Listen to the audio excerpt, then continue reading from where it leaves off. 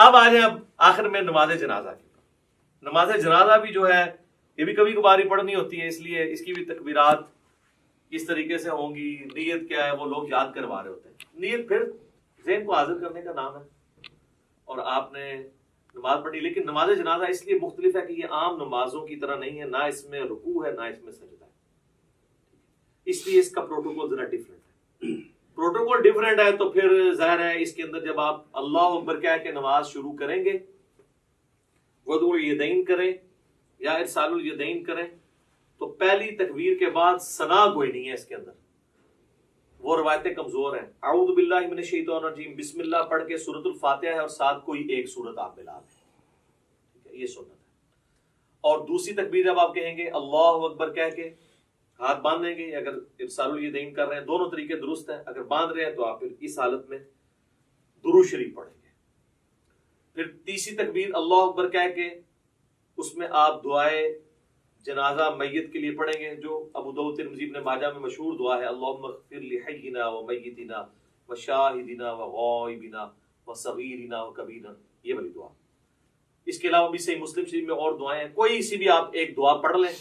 نہیں یاد ہے ربنا آتنا فی الدنیا پڑھ لیں، رب اجعلنی پڑھ لیں، کوئی بھی دعائیں معصورہ پڑھ لیں جب تک آپ کو وہ یاد نہیں.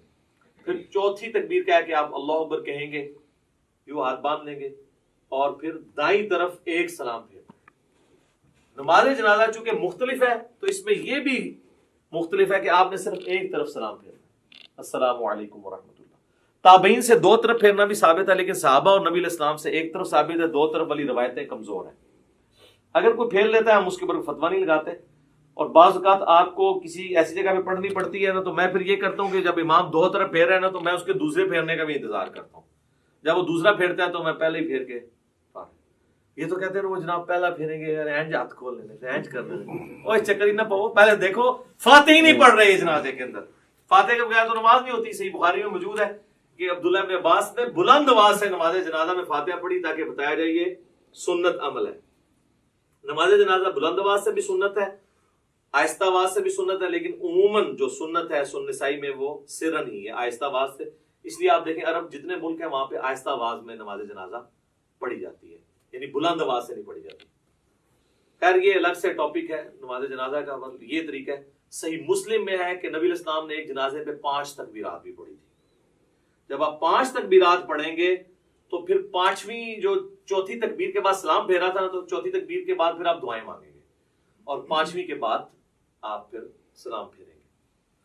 شیعہ عموماً 5 ہی کرتے ہیں، سنی جو ہیں وہ 4 ہی کرتے ہیں. ویسے شیخ زبیر صاحب کے جنازے پہ بھی 5 ہوئی تھی اور مولانا ساق صاحب کے جنازے پہ انہوں نے وصیت کی ہوئی تھی، تکبیرات بھی 5 ہوئی تھی، سلام بھی ایک طرف پھیرا گیا. انہوں نے وصیت کی تھی کہ ہمارا جنازہ سنت کے مطابق جس طرح حرمین میں پڑھا جا رہا ہے عرب ملکوں میں ویسے پڑھانا ہے.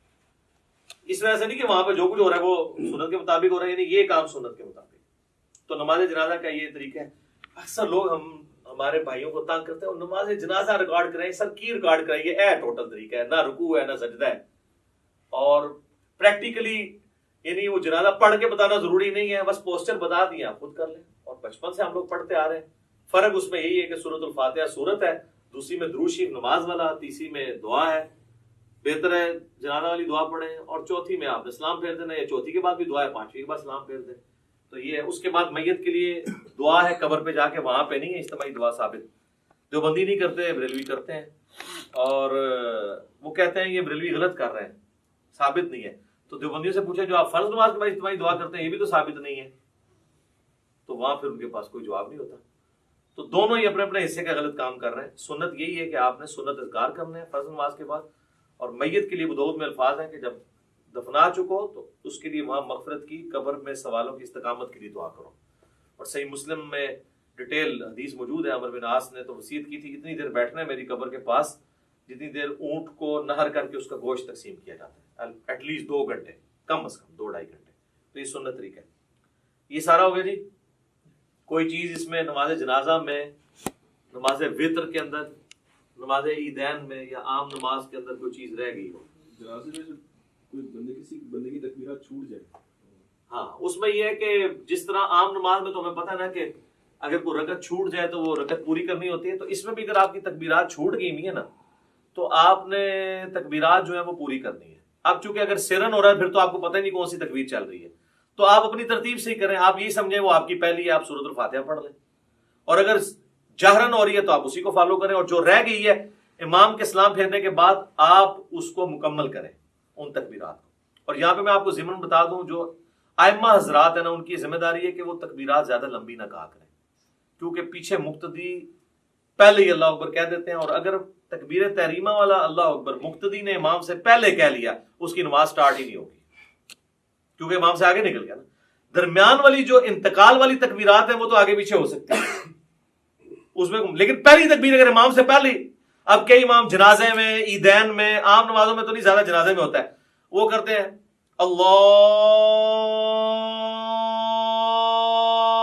اکبر. اب نیچے جو بیچارہ شروع کرتا ہے، عیدین میں بھی دیکھا ہے لوگ شروع کرتے ہیں تو وہ اکبر ختم نہیں ہوتا، وہ پہلے ہاتھ باندھ لیتے ہیں یا ہاتھ چھوڑ دیتے ہیں.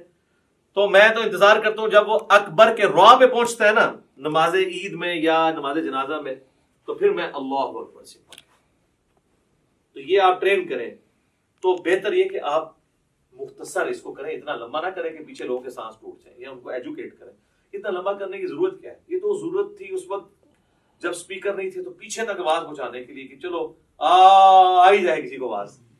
تو اب تو ضرورت نہیں ہے. اللہ اکبر سپیکر میں اتنے ماشاءاللہ موجود ہے. اور کوئی چیز اس حوالے سے جو اس کے پوسچرز طریقے کے اعتبار سے آ رہی ہو؟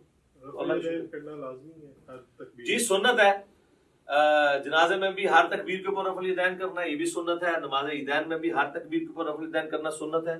ابو داؤد میں واضح حدیث ہے، مسند احمد میں موجود ہے. عبداللہ بن عمر کہتے ہیں کہ قیام کی حالت میں نبی علیہ السلام جب بھی تکبیر کہتے تھے تو اپنے ہاتھوں کو بلند کرتے تھے. تو یہ جنرل ہے، ٹھیک ہے.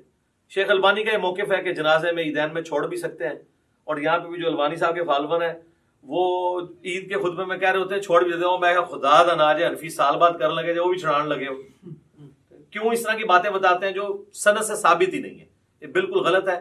رفع الیدین تو المعجم الکبیر طبرانی پہ ہے کہ رفع الیدین کرنے پہ ہر انگلی کے عوض آپ کو 10 نیکیاں ملتی ہیں. تو اسی لیے تو ہم قنوت وتر سے پہلے بھی رفع الیدین کرتے ہیں تاکہ ہم یہ نیکیاں ضائع نہ کریں، ٹھیک ہے. تو یہ آپ 10 انگلی ہیں تو 10 ضرب 10 کر لیں. تو رفع الیدین کریں جی، وتر میں بھی کریں، عام حالت میں بھی کریں، جتنا آپ کر سکتے ہیں کریں. اب تو اللہ کا فضل ہے کہ رفع الیدین کی ایکسیپٹنس آ گئی ہے. کوئی مسجد ایسی نہیں ہے جہاں پہ آپ کو آمین اونچی کہنے والے رفع الیدین والے نہ ملیں. انقلاب تو آیا ہے نا جی، صدا تو جھوم رہی ہے ہر طرف سے کہ نہ میں وہابی نہ میں بابی، میں ہوں مسلم، علمی کتاب. اللہ کا شکر ہے لوگ کتابوں کے ساتھ جڑ گئے. اب آ جائیں نماز جنازہ، وہ تو پریکٹیکلی پڑھ کے بھی بتایا جا سکتا ہے، اتنا لمبا نہیں ہے. پہلی رکعت یعنی پہلی جو اس کی تکبیر ہے، اس کے بعد اللہ اکبر کہہ کے اگر آپ وضو الیدین کر رہے ہیں تو اس حالت میں، اور ارسال الیدین کر رہے ہیں تو اس حال کے اندر آپ نے سورۃ الفاتحہ اور سورت ملانی ہے. اور دوسری میں آپ نے اللہ اکبر کہہ کے جو ہے وہ درود شریف پڑھنا ہے نماز والا، پھر اللہ اکبر کہہ کے ہر دفعہ رفع الیدین کرنا ہے. تیسری میں آپ نے جو ہے وہ دعا پڑھنی ہے، وہ میں آپ کو پڑھ کے بتا دیتا ہوں.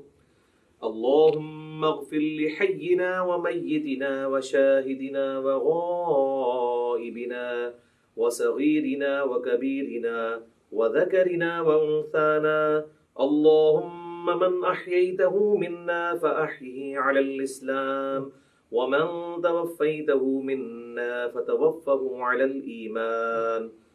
اللہ اکبر. السلام علیکم ورحمۃ اللہ. تو یہ مکمل ہو گیا. دوسری طرف تو بتایا ثابت نہیں ہے. تو یہ نماز جنازہ والا بھی ہو گیا.